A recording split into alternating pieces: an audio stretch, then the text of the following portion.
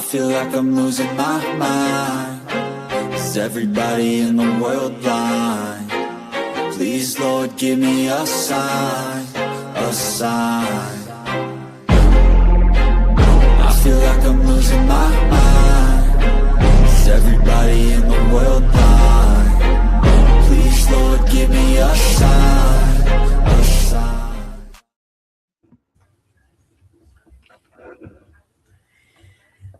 Well, hello everybody. Matt, stop laughing at me. Welcome to our pilot episode of the Total Apex Media Gaming Podcast. I am here today with Musu Murray and Matt, aka Chef Skulls. And if you ever see any of his food pics, you will die of envy, let me just tell you. Showing off his birria the other day. So anyway, this is a podcast where we are going to be talking about gaming all the time. This is where we officially get to nerd out. Musu, Matt, would you like to say anything about yourselves? Hello, everyone. This is actually my first podcast experience. So I'm super excited, and I can't wait to start nerding out because there are two major games that I am ready to just oogle about. Poppy Playtime Chapter 5, and of course the recent Resident Evil Requiem. Musu is our in-house horror fanatic for the gaming articles that we write. Yes, I am. Matt? Hi, everybody. I'm Matt, aka Chef Skulls. Twitch streamer, avid gamer, dad. So, writer for Total Apex. And one of the most cynical writers that we have. Cynical. He is the one that gives us the dose of reality when it comes to the gaming world and how companies in the gaming industry can royally screw things up if they're not careful. Plenty of news of that. Yes. So today we've got our first comment from Aunt Mikey, who is Michelle. If you two aren't familiar, hi Michelle. Hi Michelle. Hi, Michelle. She is also part of the original Total Apex Media podcast, and she has her own streaming channel where she streams a bunch of games as well. So go check her out if you would like. And today we are going to be talking about, like Musu said, Resident Evil 9, Poppy Playtime Chapter 5, a horrible situation that is going to hit the game conservation efforts of a lot of people, and a couple other things that Matt has been basically like dancing in his chair to talk about, and I told him to not say it while we weren't on air. You're welcome, Aunt Mikey. So we're going to start off with Poppy Playtime. Musu, take it away.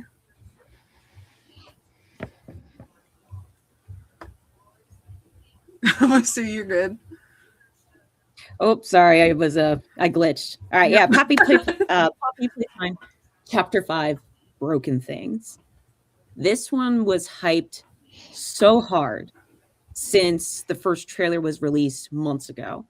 And then the official trailer, I watched the live streaming of that just days before it was released, and oh my goodness. I did not know that the story itself could get darker than it already is, because this chapter was insane and heavy with disturbing lore. I do know that I watched a couple of videos for Poppy Playtime Chapter 5, and I do agree, it did get darker. I was not expecting what's her name? The long braids. Yeah, that one. To like go that direction on what her origin story was. So I sat there just like with a look of utmost shock on my face the entire time I was watching a Let's Play for it.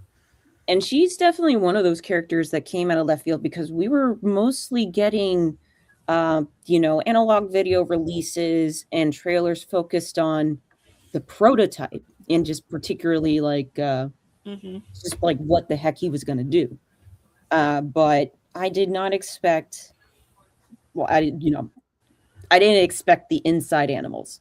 Those were pretty awesome. Oh, the inside outimals. The inside outimals, right? Excuse me. Yes, those were And weird. that just like came out of nowhere. It's like, okay, what does that have to do with anything? And like inside animals, and then we're watching that commercial. Oh gosh, that's dark. That took a turn that I did not expect. And I'm like, how the heck could this be any worse than the Denizens? That's worse. As somebody who is basically like, I feel like it's like drilled into my soul to just hate anything that looks like what the inside outimals did. If y'all remember, like the millennials, if you were either one of two people, you hated the Furbies or you loved the Furbies. I was very much in the camp of Furbies are demons incarnate and need to be burned every single time. Burn them with fire. Burn them with fire. As children, I don't want to burn it with fire. Have you ever seen it without its fur? It's horrifying. That's why you burn it with more fire. Like those needs to melt. those animatronic dolls from Charlie and the Chocolate Factory when they caught on fire. That's creepy. That makes so much sense, Michelle. Yes, it makes so much sense, and she is part of the camp that like loves the Furbies, but no, thank you. I'm good. My wife and mother-in-law each have one, and they used to talk to each other until they took out the batteries, and it was creepy. It's like random Furby comment in the middle of the night. Yeah, 2 a.m. start chatting. Nope. Denied. Anyway, and we were just talking about this earlier. We see in this image right here, we have Huggy Wuggy in here, and how many chase scenes was there in this game? Inconsistency. I can only remember like 4. That includes the last one. Mm-hmm. But I was happy to see Huggy Wuggy again, since he was like the mascot of not only Playcare, but practically the mascot of Poppy Playtime when it first came out. Yeah, and then they kind of just chunked him off of the cliff after the first game, didn't they? You didn't see him until like literally until chapter 5. Yeah, the last time we saw him, he was like bashing his head on his way down to the dark abyss of a factory something. And just in case anyone is unaware, there will be spoilers during this. If you don't want to, I would suggest like not listening to us. But we are not in OT, capital, underline, italicized, and bold, not a spoiler free zone. We are not going to keep it hidden from you. But so for listeners, listening advised, and viewer discretion. Just do not listen. Just don't listen to us at all. Go and watch somebody play it and then come back. Yes. But I do know that a lot of streamers and gamers were complaining about the Huggy Wuggy first chase scene in chapter 5 because they were having like just the difficult time trying to figure out where to go during their runs. That was definitely one of the flaws. That it seems to also be a continuing flaw for some of the chapters, especially for Mommy Longlegs and the what was the other one? Mommy Longlegs. What was in chapter 3? Yarnaby, I believe. Yarnaby, yes. I think it was Yarnaby. But yeah, that seems to be like a running theme. That it's a hit or miss most of the time, especially when you don't visibly see any signs where you need to run. It's just pretty much trial and error at this point. I remember I was watching, like I say, a Let's Play. I fortunately can't play it myself. I'm still salty about that. But when you were trying to, what is her name? The doll, the long braids girl. I cannot remember her name. You just said Lily like 5 seconds ago. Lily Love Braids.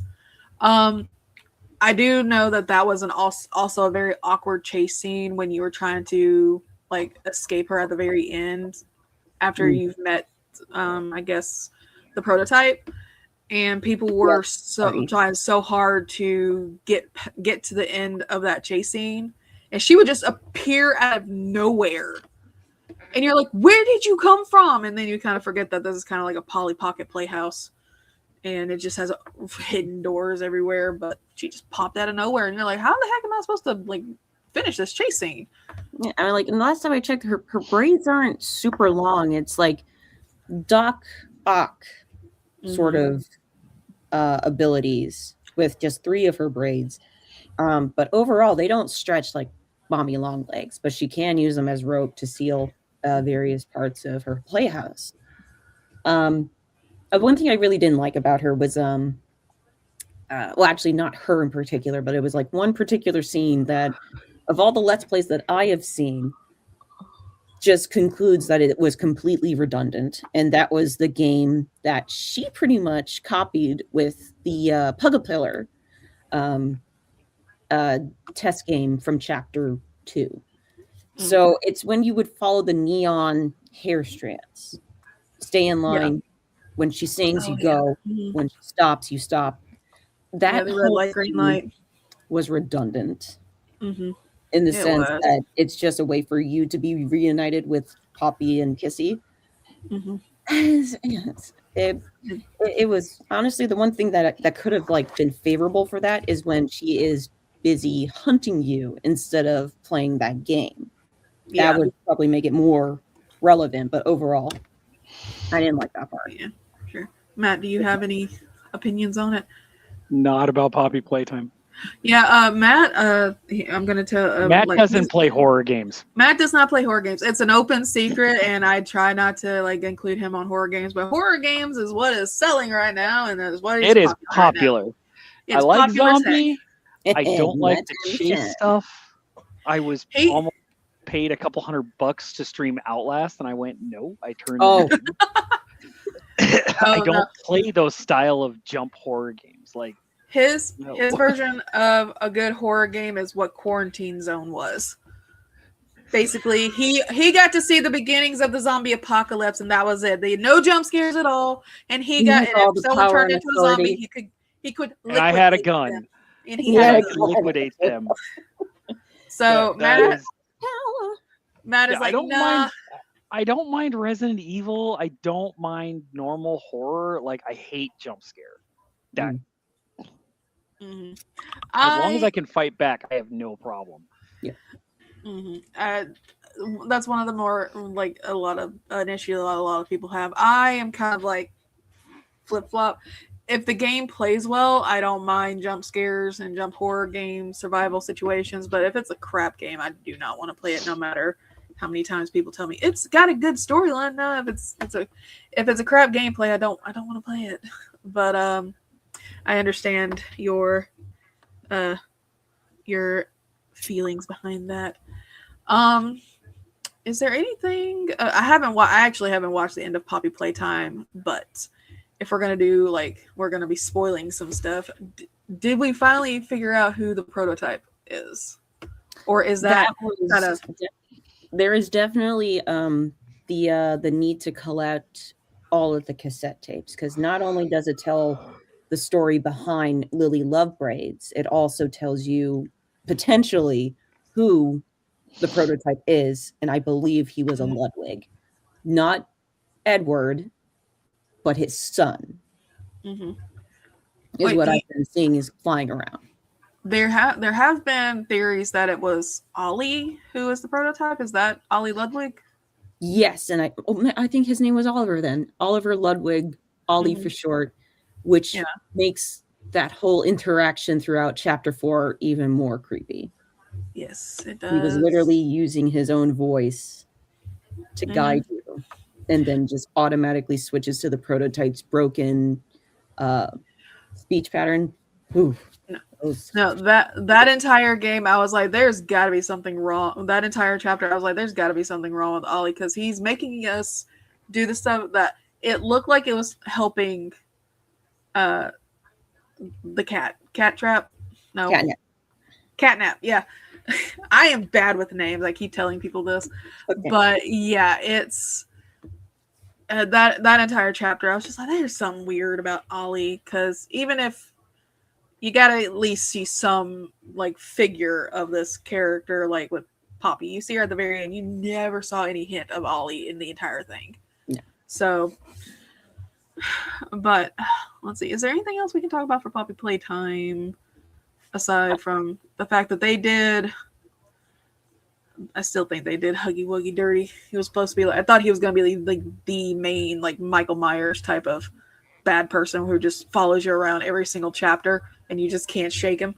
That would have been cool. But the one thing I did appreciate for this chapter is pretty much seeing the conditioning process of Huggy Wuggy throughout pretty much how he became the aggressive toy he is, with your ability to scan your into into the memory of Huggy Wuggy. So pretty much he was given his own little backstory that you could play through and just like see the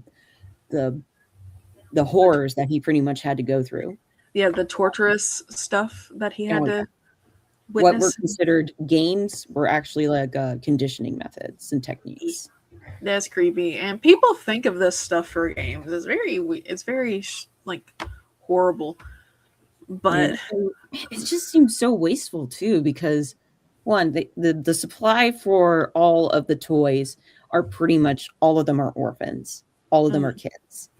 And when it came to one of the conditioning dreams from Huggy Wuggy, it was the dancing game, where if your friends weren't dancing with you, they go into the bad toy box, which in other words just means is a meat grinder. And it just seems so gosh darn wasteful. And it was just like, how many kids have gone into the bad toy box? Mm-hmm. How many lives were taken just because I don't play these games? Yeah, that's Matt doubly so, because he is a dad. He is a dad. Yeah. Matt doubly so for all the graphic details, but it's just like it's just absolutely horrific the more you read into it. And someone designed this game and created this storyline for it to follow the minds. And here's the worst part: my kids love this series. I love it. Yeah, it's a good series. It makes you want to figure out everything, but it's horrible. Because they love in the best way possible. Because this is definitely one of those mascot horrors that's going to be sticking with us in pop culture for the next few years. Oh yeah, I'm expecting a whole bunch of memes. Yeah, I currently have the Pug-a-Pillar stuffed animal. I got my friend her the Yarnabee stuffed animal as well, because she really liked that one, so I got it for her birthday, and it's also great material. So I will be buying a lot more if it comes up. If it ever comes out. Oh yeah. But it was definitely amazing to see the prototype in his full glory. Yeah. Oh no, I've seen so many things where he has an arm for every single boss that you've put down. And that's the thing that was interesting. So there's definitely something that happened to Huggy after he fell, because he had everything intact at that point. But when we see him again at the end of chapter 4, we mistook him for Kissy Missy, who lost her arm, only for Huggy Wuggy to suddenly come into the screen trying to bang down the door, and you notice that he's just completely tattered, worn, ripped mutilated. Apart. Yeah, so there was definitely something that happened between there and him and the prototype all the way to chapter 5. I looked up the prototype because I'm like, I have nothing to offer for this part of the conversation. One of the prototype's powers was a simulation. A simulation, yeah. That's pretty much what the prototype taking is. Defeated toys into its body. Yes. So you'll notice that he has Mommy, Kissy, and Huggy's arms located into at like the base of his abdomen. And then he also took Catnap's red smoke container. And you notice that after Kissy gets free of Lily Lovebraid's braids and attacks the prototype by ripping it out. or at least ripping some sort of tube out that released all the red smoke. That was actually one of the most bad. That's one of the most awesome things that I saw. And thing I've seen Kissy Missy do, because she's like the gentle giant, but she won't take anything laying down. Especially you and Poppy. Yes, but especially if it had to do with Poppy, because Poppy is her best friend, as you learned in chapter 4. No, chapter 4 was Doughy Safe Haven. No, chapter 3 then, I believe, because that's when she was in the orphanage area underground, right? It's where you first meet Ollie. Yes, that's okay. Yeah, that's where we first met Ollie. So that one was the Home Sweet Home, and then it was the PlayStation that we were going through in chapter 2 with Mommy Longlegs. Okay, sometimes get those merged together.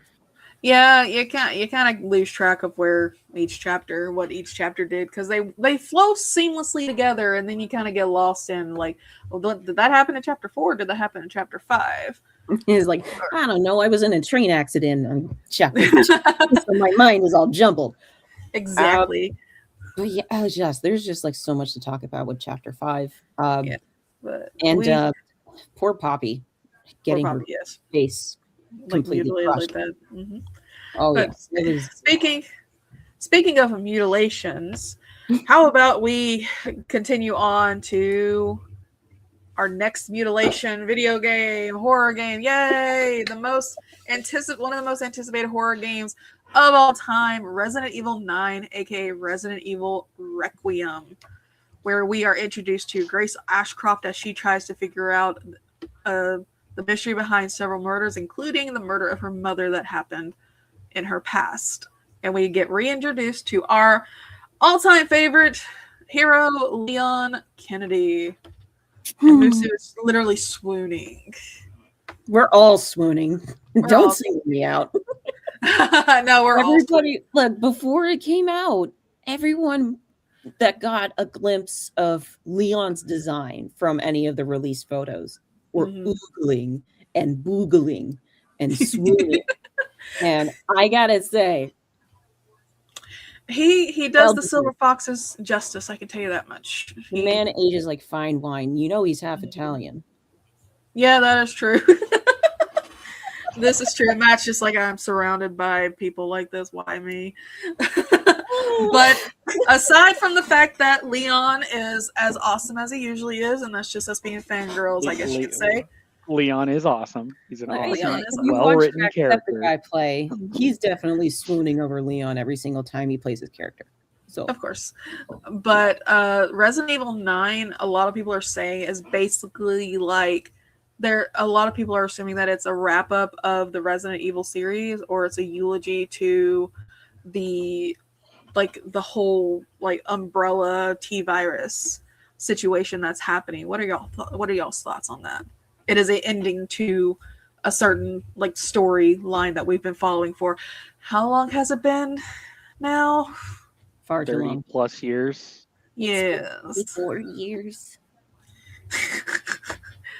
I think they're going to keep going. Yeah, I think they're going to keep going. But it's like definitely going to shift to like a new generation, because we don't see Chris, Jill, Claire, Ada, none of the characters from the remakes and the earlier installments, because based off of Leon's exhausted face and everything else, he seems to be the only one aside from Sherry left from his like pretty much his anti-bio days. So it definitely has that somber feel, especially with again, people, we're going to talk spoilers a bit. Discretion is advised. Spoilers on ahead. Yeah, especially with the fact knowing that he is infected with a form of T-virus that he likely got from when he first went to Raccoon City all those years ago. Oh, and they just think it finally got done incubating. Yes, like think of it as like the chicken pox and shingles. Like you catch it, your body fights it, but it doesn't fully go away and nestles itself somewhere and then activates decades later due to some sort of factor. Yeah. That's very creepy. I hate. I'm not looking forward to if I ever get shingles. So knock on wood that I never get them. But so what interesting things have happened in Resident Evil Requiem? We have we have the dual. We've gone back to the dual POVs. We can play as Grace Ashcroft and we can play as Leon Kennedy. And I've actually found you can actually see that you can choose whether or not you play in a first person or a third person view, which I thought was a pretty interesting thing because there are a lot of people out there who love first person because it gets them, immersed into the game better. But you do have some people who are just better at just third person games. That would probably be me. I do enjoy first person in the sense that it's like, as long as it's not a shooter, which is, first person shooter is definitely everywhere. But there's also those who get motion sick by being up close and personal. I like having the character in front of me and trying my best. I like the tank view. Yes, same here. And then let's see. We visit there. Matt has actually found out something interesting about Resident Evil 9, and I am actually pretty impressed with the person that figured all this stuff out. Trust me, because I'm just how long have you been playing this game? It just came out. But Matt, please enlighten us. Goodness, I lost it. You lost it. How'd you lose it? I apparently closed it. No, one does not simply lose. Good thing I sent it to you. True. Me too. Third person for the win. Yes. Third person all the way. So the final puzzle solution. Oh my god, that makes sense. Basically, there is hours after Pokemon YouTuber completed it by accident. Completed by accident, mind you, by accident. Pokemon YouTuber Gengar.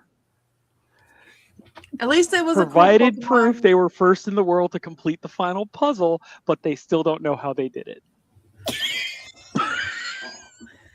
I guess answer.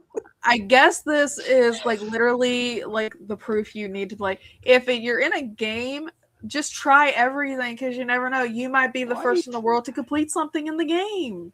You get the cred for it, the street cred.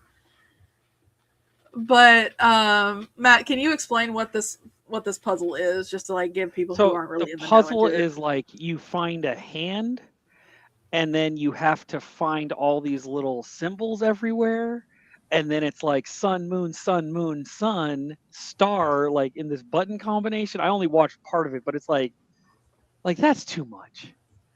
Yeah, they went so deep into it. Mm-hmm. No, what's even weird? How?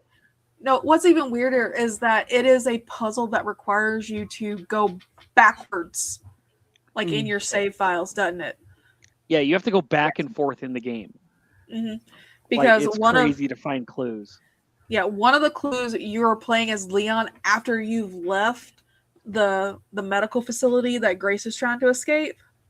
Or that Grace and Leon try to escape. Yeah, and then center. Yeah, and then when you figure out those clues in Leon as he's in Raccoon City, because spoiler, if you didn't know this already, you return to Raccoon City in Requiem, and everybody was just geeked about that. Because we're finally back where it all started, we've come full circle. But then now you have to use Leon to find the rest of those clues. And then you have to go back into the Grace one, I believe. Because I don't remember Leon going in there to do anything. It's always been a Grace scene. It took him 4 days. 4 days? 4 days? Yeah. Holy crap. So you pretty much started it on day 1. Dang. That's impressive. That is very impressive. Apparently he finished it, but he announced it on day 4. Oh, isn't that nice? That's great. Lucy's mad. I'm not mad. I'm salty. So you'll need to complete the game, start a new save. complete the game, start a new okay. And then have Marie's doll in your inventory when inputting the now infamous code sequence into the DNA sequencer. See, that's one thing that confused me. When you have the level 3 access pan, you're able to get not only Emily out of the cage, but also into Marie's room.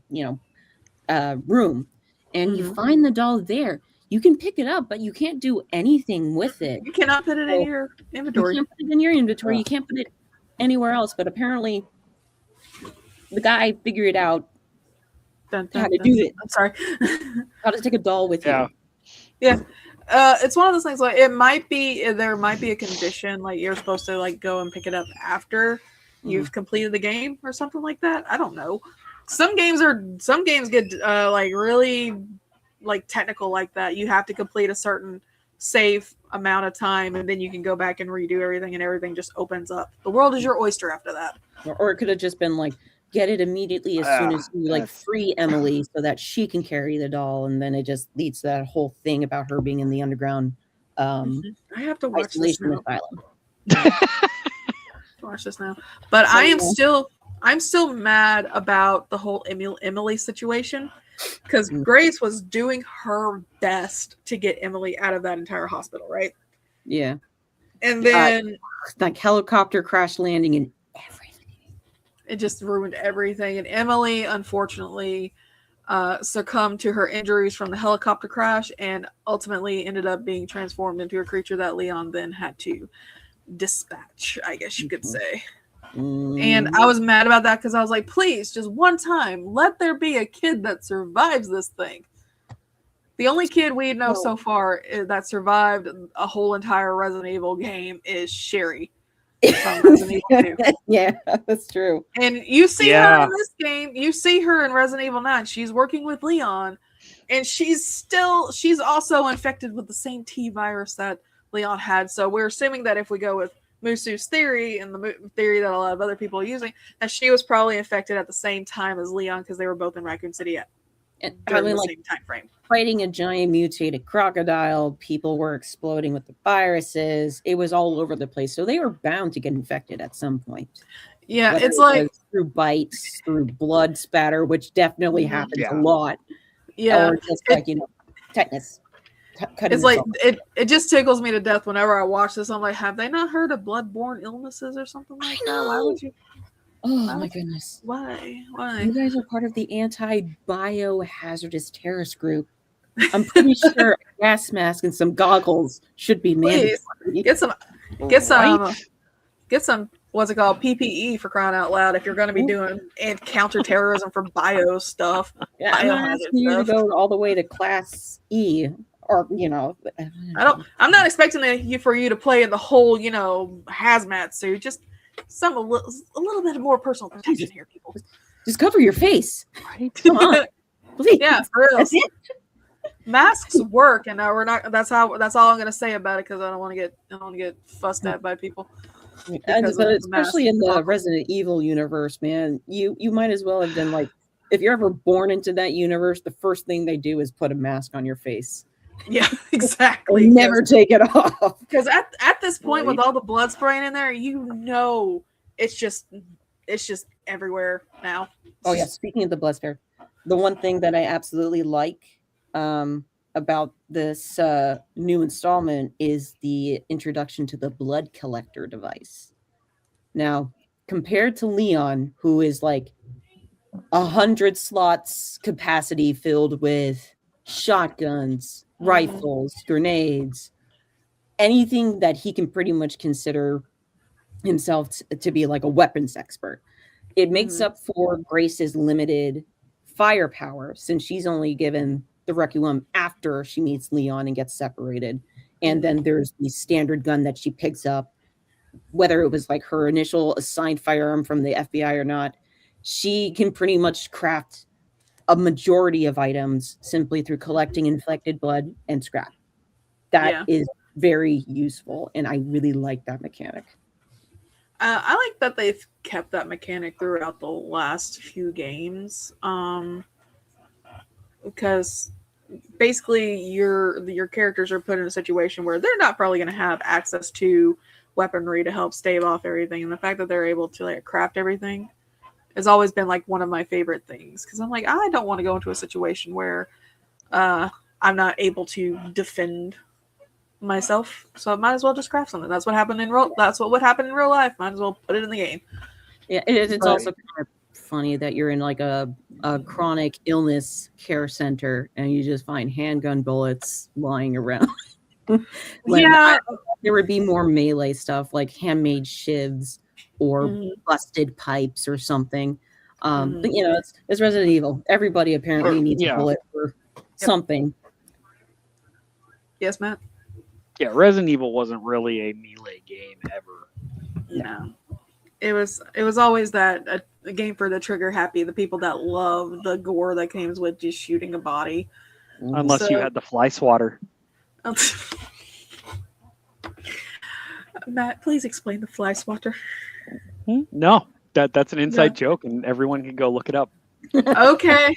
So yeah, Matt's not saying anything. If you are a true Resident Evil fan, you know what we're talking about. If not, go look it up. Go look it up. There's also the distinct character gameplay that I also like.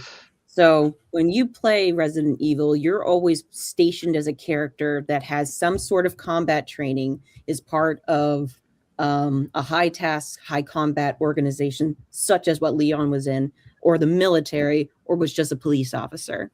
And then you suddenly switch to somebody who's a field tech analyst who probably knows how to use a gun, but has never been in combat, but has defensive training. That's Grace. She is like 100%. If you were a normal person, you would be in her situation. She's shaky. She's uncertain. She's freaked out. She, can't handle the giant baddies as well as Leon can, because she is just a regular person. She is the desk nerd thrown into a situation where it's now life or death, and she has to figure out a way to not get bitten by anything. Yeah, so pretty much in this context, this is like the character where you start at level 0 and then work your way up to level Leon. Yeah. Well, I have a question, Musu. Have you finished the game yet? Not yet. I did one see of the biggest secrets from the Resident Evil universe in the credit scene. In the credits? No, dude, I have not watched the end. Please don't tell. I know we said we do spoilers on here, but I haven't. Really? I am being hypocritical. I did not want to spoil the end of chapter 5 the same way I don't want to spoil the end of Requiem. I am just going to talk about the things that I've experienced so far.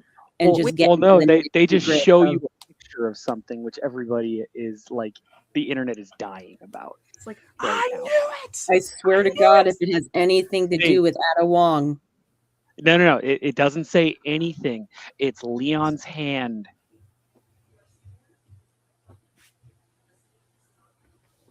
Oh crap! He's freaking married. It has nothing to do with the game. It has all to do about the lore. You've done like broke Musu. I need a minute, sir. Give me a second. Because they still haven't said who he's married. It's Patrick Swayze all over again. And if you guys didn't know, because he got paired with so many freaking people. Oh, Matt, I hate you too. It's actually in the artwork too. Really? They did 2 different versions of it, with his left hand without the ring and his left hand with the ring. I actually have like stuff on here. Yeah. Matt, you've set off my fangirl head now. Why'd you have to do you're gonna that? trigger every single fangirl or fan guy. Listen to this. Oh no! One of my favorite people in the world, who goes by the name War, would kill me if I told him this. Are you gonna send him? Told him, don't send him this. Don't send him unless this is like April Fool's. It's no, like, oh, I won't spoil anything. Surprise! Leon was literally the character that kept pair with almost every other character in the entire game. Apparently, everybody believes that he would go one way or the other, and they were just trying to figure out who it was. Heck, you do not know why they thought that, but he was that character that they paired with everybody. He's a pretty boy. He is a pretty boy. Yeah, I sent it to you twice by accident. Yeah. But past all the fangirling and the details, the one thing the details in the environments though are top tier, man. They went all out in filling in the environment as well as the backstories so well, to the point where I just wanted to see what that person was talking about, or look at those wet, decaying posters on the side of a bus bench, and just read along, because there's so much. This is a saturated environment, and the graphics are flawless, especially when it comes to the transition from gameplay to scene. It's practically seamless at this point, because there's always been some sort of glitch or delay, or your character suddenly stops and then it switches to the scene. But it's phenomenal. It's getting better, especially the fact that you can see in this picture the fine details of Leon's face, from the wrinkles to the beard, the beard hair that's uneven. His peach fuzz, his 5 o'clock shadow.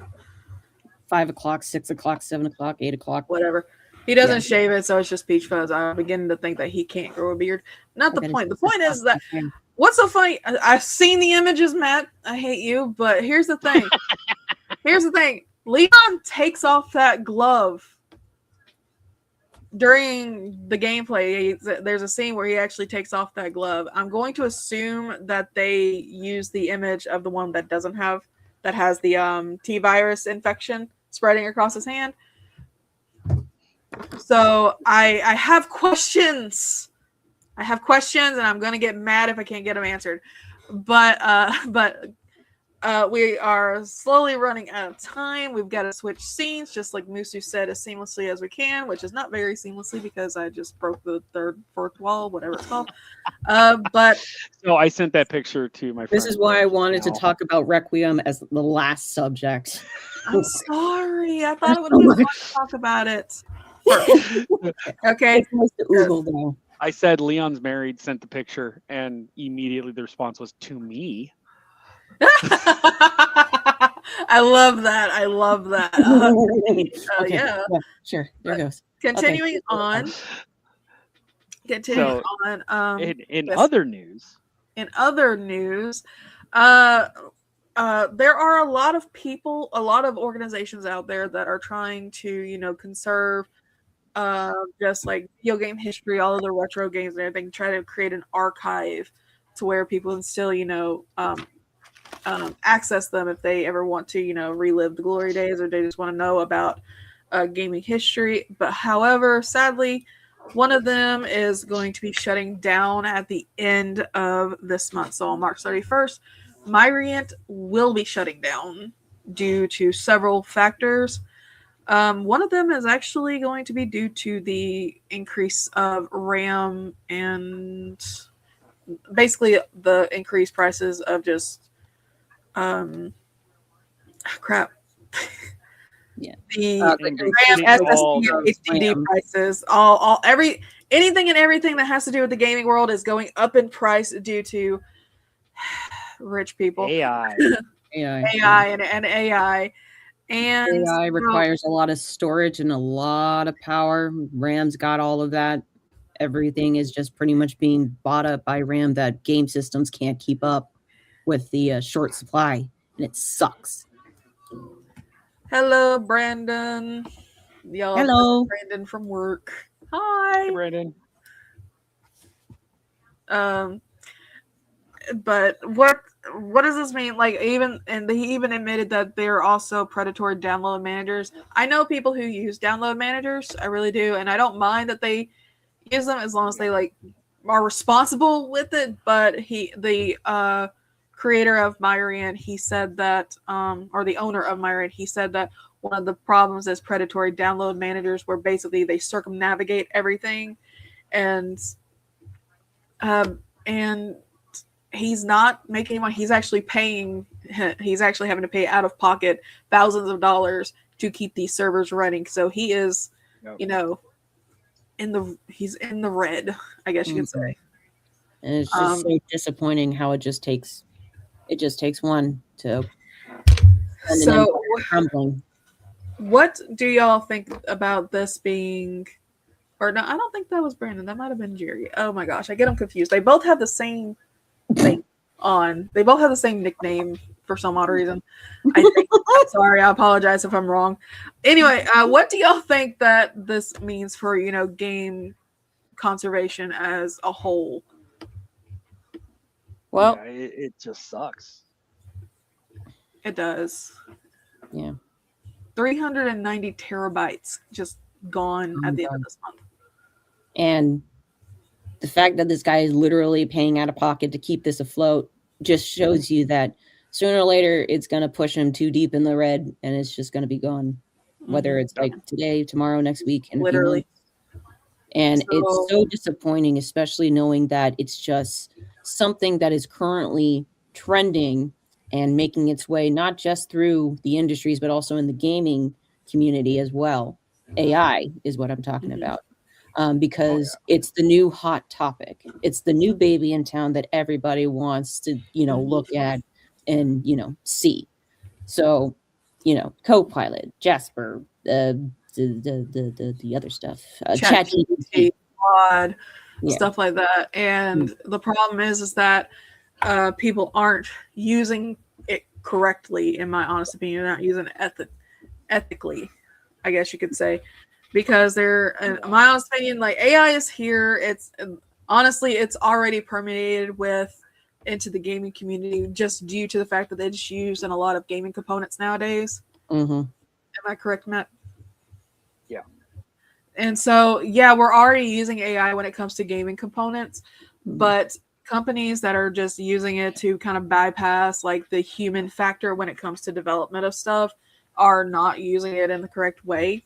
Mm-hmm. But it's like I've tried to tell people, it's just we have to find like what the guidelines are, because earlier this year, Claire Obscure Expedition 33 like literally lost the whole award because it was found out that they had used AI to create textures for early game development, and then they forgot to remove it from the final edition of the game. It was only in the game for like 5 days before they're like, hey, we left this in here. We need to change it.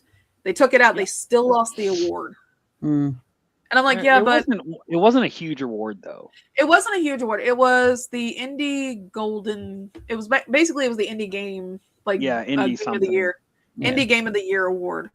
And but here's the thing: it's like, where are we going to draw the line at the use of AI? Because AI is used in like gaming computers and computers that are supposed to be running these high specs in order to get the graphics that we get nowadays. Is that going to be considered in the whole? You're not allowed to use AI to create a game. You're literally using AI in the computer you're using to create this game. Yeah, and that's such a vague thing for that rule. It's like you can't use AI. It's like, okay, what about AI that checks coding and corrects any missing errors that would take a coder or a software engineer hours, maybe days to clean up? The AI can do it in a few seconds. I say that's an appropriate use, because that's no different than how we use Grammarly to proofread our articles, or anyone else has to write a paper. Grammarly, that is practically how it should be for AI. It should be used to clean up anything that is out of place or can help run the game more smoothly, to make sure that nothing is distorted or wrong, so that the game doesn't crash, you lose files, or just distorts whatever. Use it as an assistant. Use it as a way for you to do your work more efficiently, geared towards your own style and everything. Don't use it to completely erase a whole buttload of people within the industry just because you want to save a couple extra bucks. Yeah, and that's the thing. That's also another thing that still is haunting as soon as an AI became a live stream. just artists pretty much losing work because AI can just conjure up an image. One thing that I do find is okay is that you can ask AI to do something and then you can get inspired by the image it produces instead of copying it. That is perfectly fine because it's no different than us imagining a vision of something and it constantly changes before we can put it on paper. It's like my art skills are very lackluster. I used to be able to draw pretty well, but it just gone downhill. But I like using AI to create like a scene, but however, I would never like use it as actual art. I would actually go and like commission somebody to like, hey, can you take this and create your own version? Let it inspire you, but this is kind of what I want. Can you recreate it for me, but do it better? Because I know you can do it better.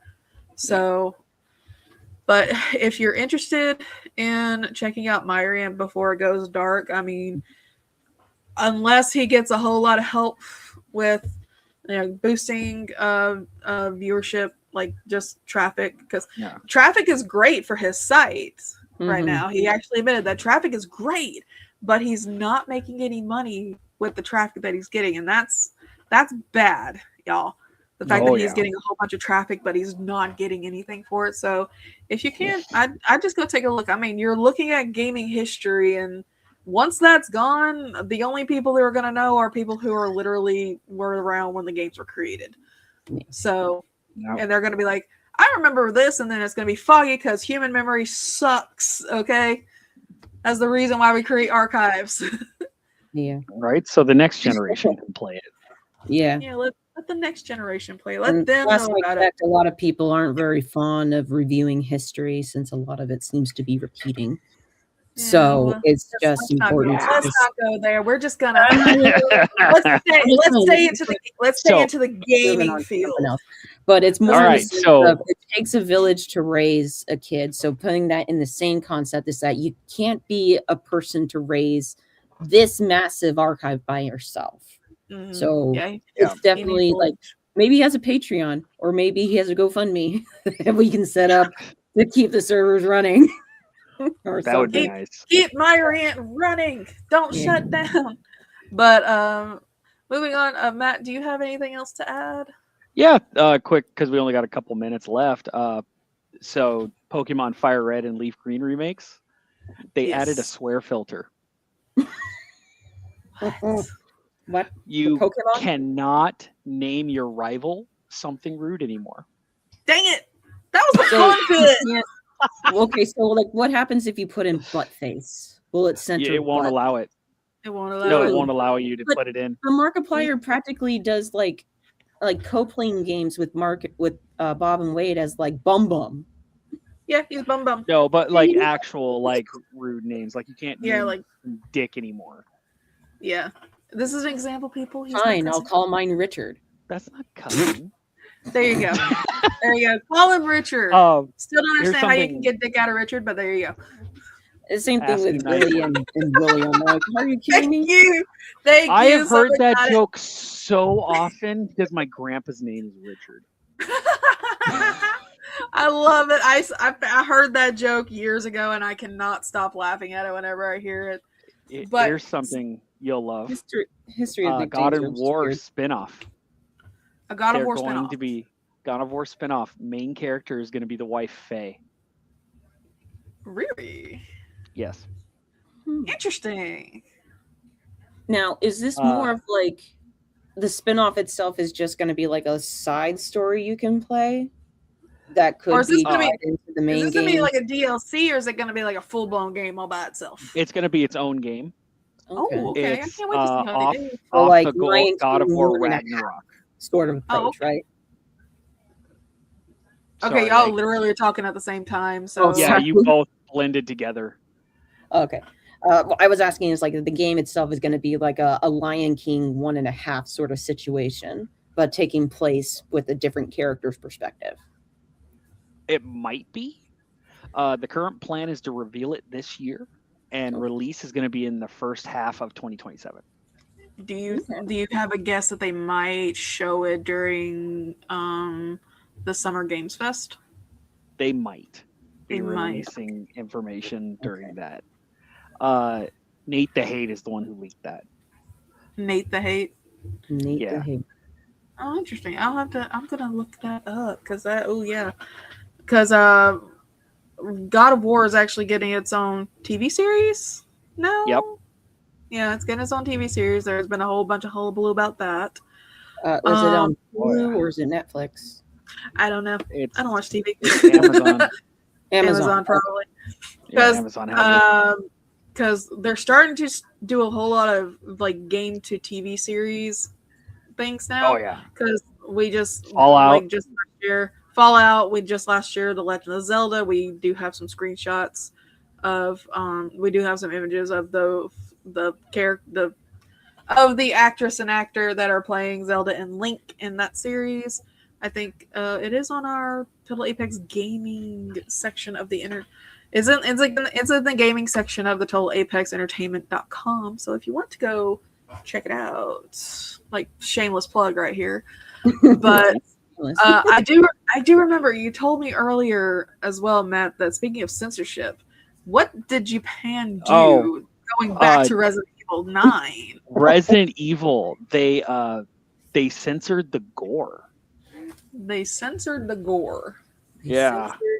The gore. So Japan technically, censored the gore in Japan. Japan's going to be experiencing nothing but blur for the. Blur. It could be.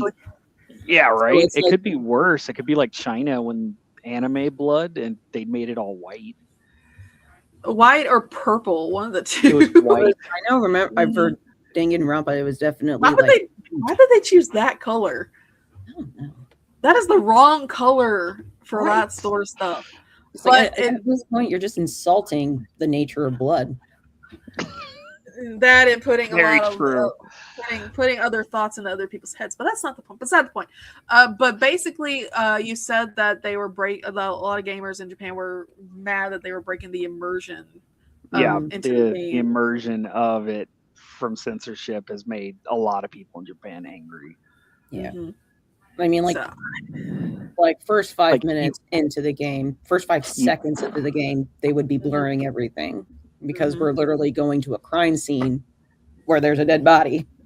This will Yeah. teach me not to close any windows because I thought we were done with that, so I closed all my windows for Requiem. never close the windows.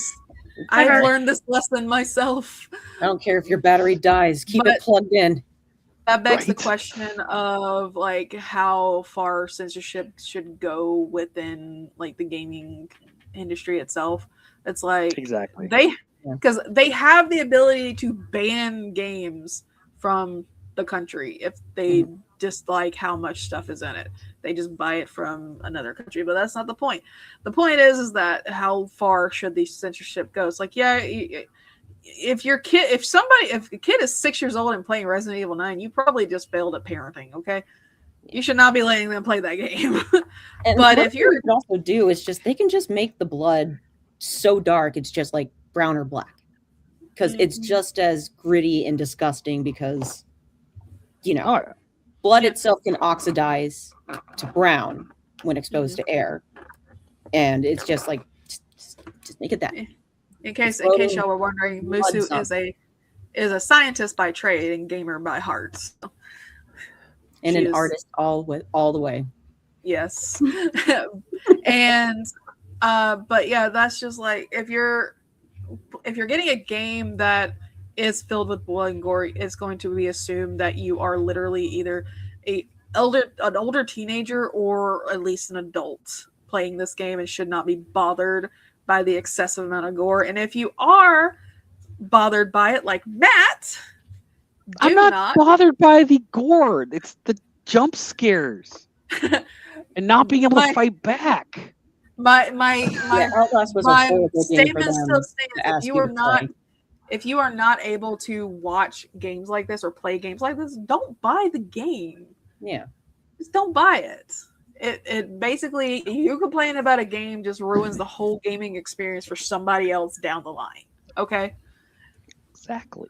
Yeah, but censorship is definitely it's running a wild. topic that is a whole other live stream topic that we can go over on another time frame, because I'm pretty sure there are a lot of other video games that suffer from the censorship problems.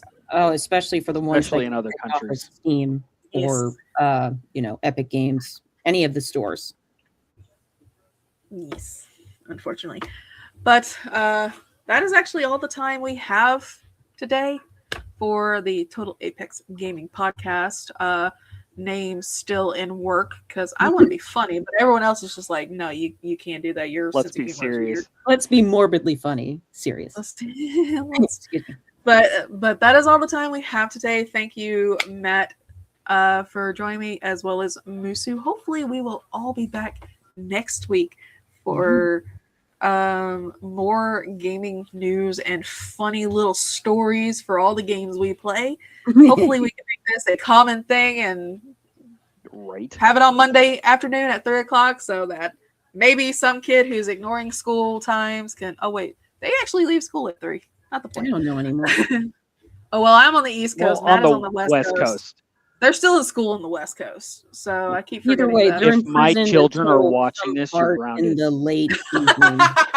Sorry, Matt's kids. You're grounded if you're watching our stream. But thank you for the support. Be a little bit more sneakier next time. But I am Molly the Game Nerd. We will see you next week. All right, everybody. Have a safe day. Bye.